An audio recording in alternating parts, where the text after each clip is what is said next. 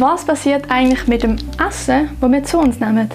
Vermutlich wird es verarbeitet, ein Teil bleibt in unserem Körper, ein anderer Teil kommt wieder raus. Darauf will ich aber nicht näher eingehen, denn ich bin nicht hier, um dir eine Bio-Lesson zu geben, sondern eine Parallele zu unserem Leben zu ziehen.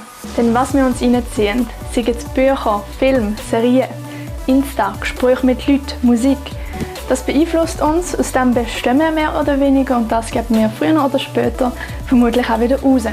Wenn du zum Beispiel sehr oft Liebesfilme schaust, dann fängst du an, dir mehr und mehr Gedanken über das Thema zu machen, über Beziehungen. Du dich vielleicht auch fragen, warum habe ich das nicht? Oder das wäre auch schön für mein Leben. Oder auch Musik. Das beeinflusst unsere Stimmung extrem. Wenn du fröhliche Musik hörst, tut es deine Stimmung heben. Wenn du traurige Musik hörst, tut es deine Stimmung senken. Oder was für Insta-Seiten wir folgen, beeinflusst uns genau gleich. Wenn wir zum Beispiel vielen Modelseiten folgen, ist es gut möglich, dass wir uns früher oder später mit ihnen anfangen zu vergleichen und immer mehr Gedanken über unser Aussehen machen und uns das einfach immer wichtiger wird. Werbung nutzt genau das Phänomen. Momentan kann man Politiker wählen und man sieht überall die Köpfe von diesen Politikern rumhängen. Auf Strassenlaternen, auf Plakaten, überall sind die verteilt. Doch warum eigentlich?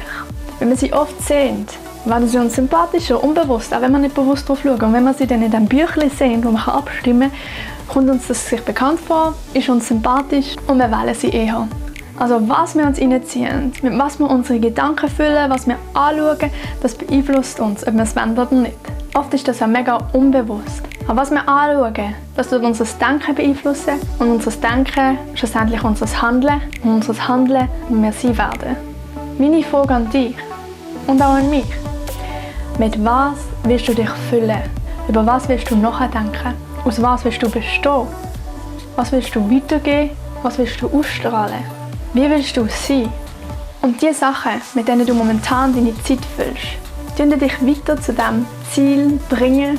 Ich habe in meinem Leben bemerkt, dass es mich mega beeinflusst, mit was ich mich fülle, was ich schaue, wenn ich meine Zeit verwende.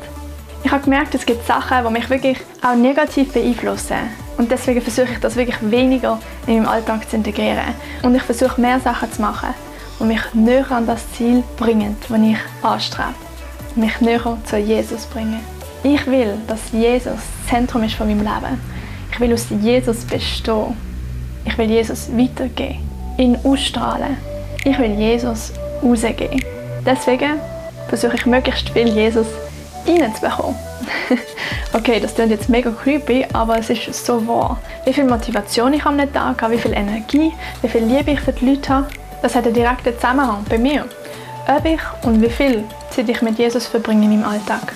Überleg dir mal, mit was füllst du deine Zeit? Ist es Netflix? Ist es Insta? Welche Bücher? Welche Filme? Welche Musik? Welche Gemeinschaft? Welche Leute? Welche Gespräche? Und sind das Sachen, die dir Freude machen, die dich ermutigen, die dich erfüllen und die dich näher zu Jesus bringen?